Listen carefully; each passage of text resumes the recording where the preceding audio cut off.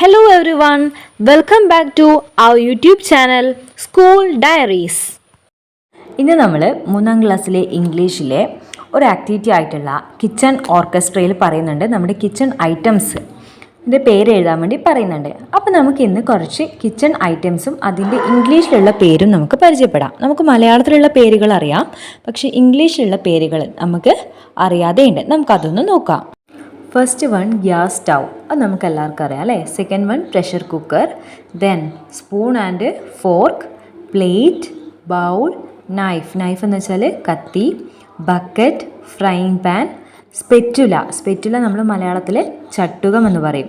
Then chopping board, clay pot അതായത് മൺചട്ടി, ladle എന്ന് വെച്ചാൽ കയ്യിൽ, fridge, mixie, grinder, oven. Then glass, cup, kettle, tea strainer, sieve നമ്മുടെ അരിപ്പ പോലത്തെ സാധനം അല്ലേ, നമ്മൾ അരിയൊക്കെ അരിച്ചെടുക്കാൻ വേണ്ടി ഉപയോഗിക്കുന്നത്. വോക്ക് ചട്ടിയാണ്.